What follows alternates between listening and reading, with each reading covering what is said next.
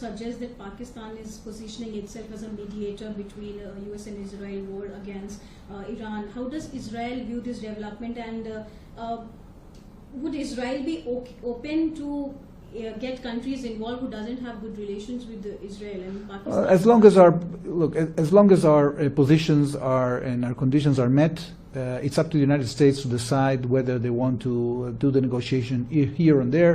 I don't think it has much importance. At the end of the day, we are here in order to meet our interests, and as long as we continue to be in sync with the United States on meeting these interests, we are satisfied. And so will Israel halt operations against Iran while the negotiations between US and Iran are underway?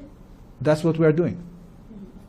So there are conflicting signals on Iran's leadership. While some reports suggest back-channel efforts to end the war, there is no clear indication that we have heard from Mujtaba Khamenei, the supreme leader.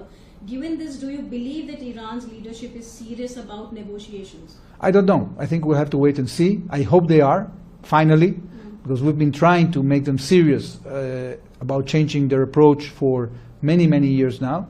And finally, they have been susceptible to pressure, and this pressure hopefully will bear results. If it doesn't bear results on diplomacy, at least it will bear results on their capability to hurt us in the future.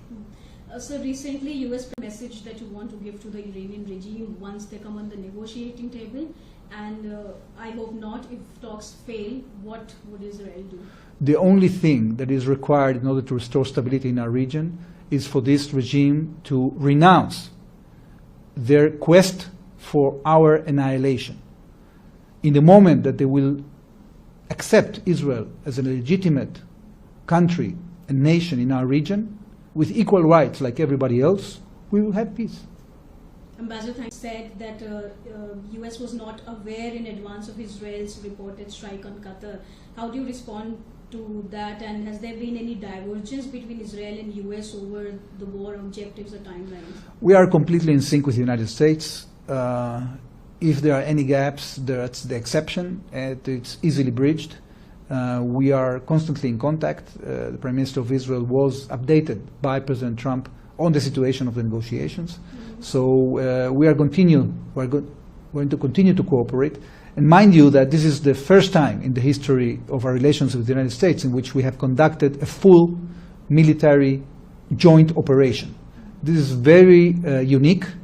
It is a testament of the deepness of the relationship that we have, the fact that, following the Abraham Accords, we've been able to work in concert with CENTCOM, and that relationship is really almost symbiotic.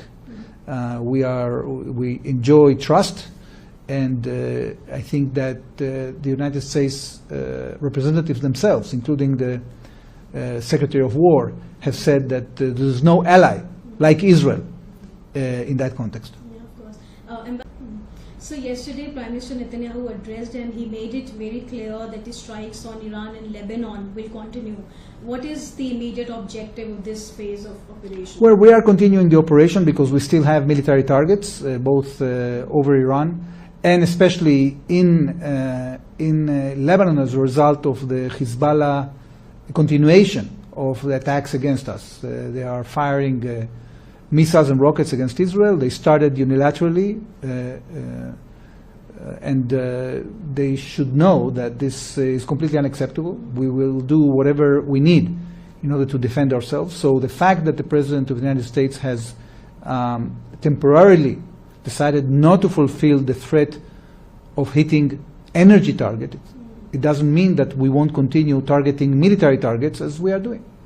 So Mr. Modi also called any obstruction in the Strait of Hormuz as unacceptable.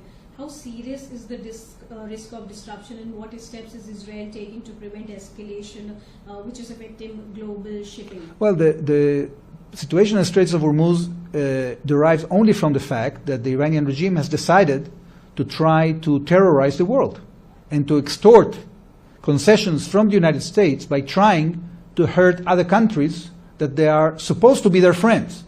Okay? So they have been attacking the Gulf countries massively, and they have been disrupting international trade for no reason whatsoever. So I think it's very important that the world unites, not only in condemning what the regime has been doing, because that already happened with the UN Security Council resolution that was adopted a few days back, but I think now there is a new initiative of a new UN Security Council resolution that would actually give an Article 7 mandate to an international force to make sure that the straits keep open. So I think that it's a very important thing. I hope that the resolution will be adopted without any objection, and that the world will actually get what they need in order to restore trade and restore stability Ambassador, given India of this regime. Since you mentioned about connectivity, sir, I was going to ask about the IMEC corridor. Given this conflict, what's in for Israel and India when it's come to the IMEC? Because it was announced during the 2023 G20 presidency. What's in here, sir? Well, any economic project has to lie on very solid security foundations and political foundations. I think that once we will be able to solve this situation in which the area is so threatened by a radical regime, we will have consolidated the security regime that we need in order to have a solid security foundation. Then it will be much easier to get into political agreement, and then the economic dimension will come very fast. So we cannot fantasize that in an area that is constantly threatened by disruptive and malign forces like the Iranian regime that is invading other Arab countries, that is trying to destroy a country in the region like Israel, that under those circumstances will be able to do economic projects, because investors will not come to a region that is threatened in such a way. So I think that what we are doing now is going to remove this obstacle and give us a chance to build the foundations that we need to have economic projects.